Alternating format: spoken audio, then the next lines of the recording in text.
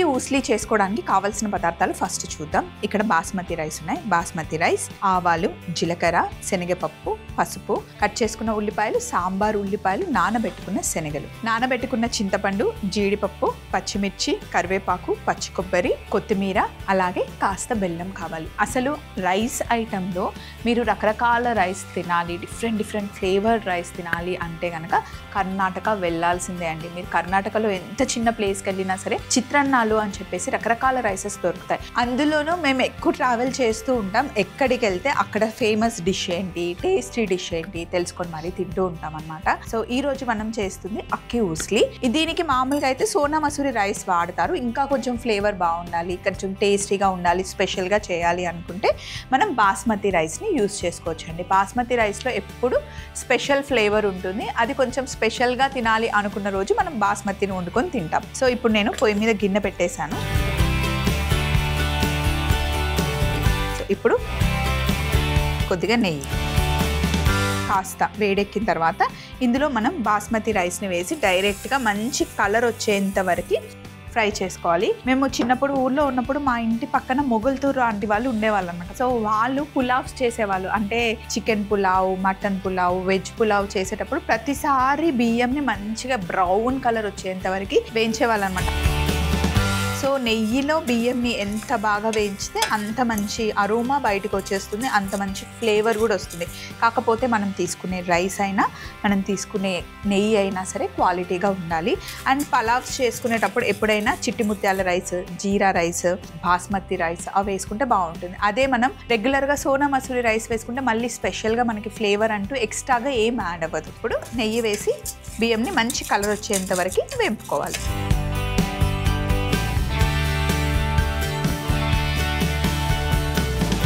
బియ్యంని తీసి పక్కన పెట్టేస్తాను. బౌల్లోకి తీసేసి మళ్ళీ ఇందులోనే మనం అక్కి ఊస్లీ వండుకోబోతున్నాం అన్నమాట. సో ఇప్పుడు ఇదే ప్యాన్లో కొంచెం నూనె వేసుకున్నాం, అలాగే కొద్దిగా నెయ్యి. ఇప్పుడు ఇందులో ఆవాలు, జీలకర్ర, శనగపప్పు,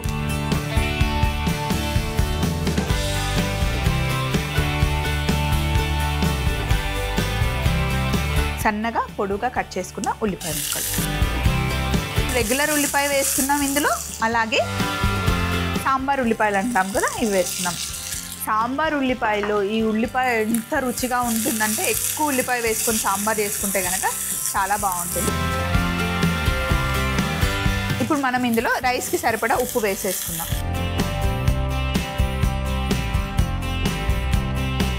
అలాగే ఇందులో కాస్త పసుపు, ముందుగా నానబెట్టుకున్న శనగలు. మీరు కర్ణాటక సైడ్ వెళ్తే చాలా వాటిల్లో శనగలు వేస్తారు చూడండి. ఉప్మాలో కూడా శనగలు వేస్తారు, పులిహోరలో కూడా శనగలు వేస్తారు. ఇలా ఏదైనా డిఫరెంట్గా రైసెస్ చేయాలి అంటే అందులో శనగలు వేస్తారు. యాక్చువల్లీ మంచిది కూడా, మంచి ప్రోటీన్. నైట్ అంతా నానబెట్టుకొని మార్నింగ్కి మొలకలు కూడా వచ్చాయి శనగలు. సో నీళ్లు వేసి రైస్ని బాయిల్ చేస్తాం కదా, అక్కడ కూడా శనగలు ఉడికిపోతాయి అన్నమాట. అలాగే ఇందులో కాస్త కరివేపాకు, పచ్చిమిర్చి, జీడిపప్పు కూడా వేసేసుకుందాం.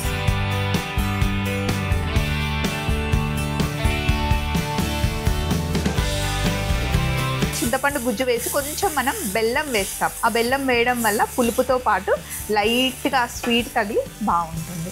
ఎక్కువ క్వాంటిటీ కాకుండా కొంచెం క్వాంటిటీ తయారు చేసుకొని చూడండి. సో ఇప్పుడు నేను ఇందులో చింతపండు గుజ్జేమో సగం బౌల్ వేసాను, అలాగే ఫుల్ బౌలు వాటర్ వేస్తున్నాను. అయితే నేను తీసుకుంది బాస్మతి ఒక కప్పుకి 1.5 కప్పు కొలత చొప్పున, సగం కొలతనేమో చింతపండు గుజ్జు. మరి ఎక్కువ తిక్కుగా ఉన్న చింతపండు వేసినా కూడా బాగుండదు, మరి ఓవర్ పులుపున్నా కూడా బాగుండదు. సో కొంచెం పల్చగా ఉన్న చింతపండు గుజ్జుని సగం కప్పు వేసుకొని మిగతా 1 కప్పు వాటర్ వేసేసుకొని కాస్త బాయిల్ అవ్వాలన్నమాట. చింతపండు గుజ్జు నీళ్లు వేసాం కదా, చక్కగా మరుగుతుంది, మంచి ఫ్లేవర్ వస్తుంది. ఇందులో ఫ్లేవర్ని మరింతగా పెంచడానికి మనం ఒక స్పెషల్ ఇంగ్రీడియంట్ వేస్తున్నాం. అదేంటి అంటే కాస్త సాంబార్ పొడి. ఎక్కువ వేయద్దు, మళ్ళీ కొంచెమే వేసి మిక్స్ చేయాలి. ఇప్పుడు ఇందులో పచ్చి కొబ్బరి తురుము ఒక చిన్న కప్పు వేసేసి మొత్తం ఇలా బాగా మిక్స్ చేసేసి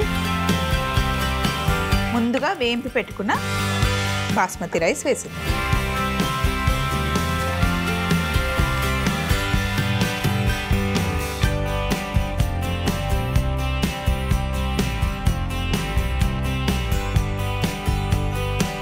అలాగే కాస్త బెల్లం కూడా వేసేసి ఒకసారి బాగా మిక్స్ చేసేసి ఫస్ట్ ఒక 5 నిమిషాలు పెద్ద మంటలో పెట్టండి.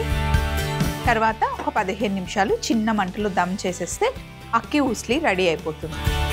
అసలు అరోమా అయితే మన దగ్గరే కాదు, పక్కన ఇటు పక్కన వాళ్ళ ఇంట్లో కూడా నిండిపోతుంది. అంత బాగా వస్తుంది కిచెన్లో. మీరు డెఫినెట్గా ట్రై చేయాలి. సో ఒక 15 మినిట్స్ వెయిట్ చేసిన తర్వాత మూత తీసి చూపిస్తాను. అక్కి ఊస్లీ రెడీ అయిపోయిందండి. ఇదిగోండి. ఆహా, పైన జీడిపప్పులు అలాగే శనగలు అన్నీ బాగా కనిపిస్తున్నాయి. ఒకసారి రైస్ని మిక్స్ చేద్దాం.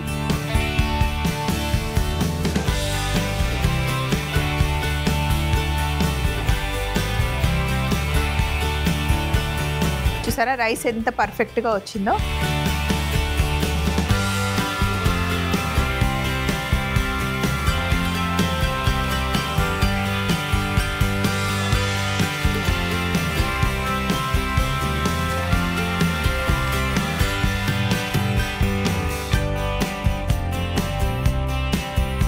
సో ఇలా బౌల్లో పెట్టేసుకొని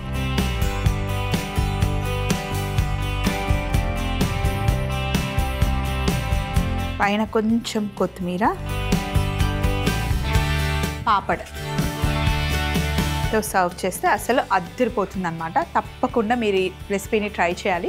మరొకసారి తయారీ విధానం కరెక్ట్గా నోట్ చేసుకోండి. అక్కి ఊస్లీ తయారీ విధానం: ముందుగా ప్యాన్లో నెయ్యి వేడి చేసుకొని అందులో బాస్మతి బియ్యం వేసి మంచి కలర్ వచ్చేంత వరకు వేయించుకొని పక్కన పెట్టుకోవాలి. అదే వేడి ప్యాన్లో నూనె, కాస్త నెయ్యి కూడా వేసి ఆవాలు, జీలకర్ర, శనగపప్పు, ఉల్లిపాయలు, సాంబార్ ఉల్లిపాయలు, ఉప్పు, పసుపు, నానబెట్టుకున్న శనగలు, కరివేపాకు, పచ్చిమిర్చి, జీడిపప్పు ఒకదాని తర్వాత ఒకటి వేసి బాగా వేగిన తర్వాత చింతపండు గుజ్జు, తీసుకున్న బాస్మతి బియ్యంకి సరిపడా నీళ్లు పోసి ఉడకనివ్వాలి. ఇలా ఉడుకుతున్న నీళ్లలో కాస్త సాంబార్ పొడి, పచ్చి కొబ్బరి తురుము, బెల్లం వేసుకున్న తర్వాత ముందుగా ఫ్రై చేసి పెట్టుకున్న బాస్మతి బియ్యం కూడా వేసి 5 నిమిషాలు పెద్ద మంటలో ఉడికించాక 10 నిమిషాలు చిన్న మంటలో చక్కగా దమ్ చేసుకుంటే ఎంతో రుచికరమైన అక్కి ఊస్లీ రెడీ అవుతుంది.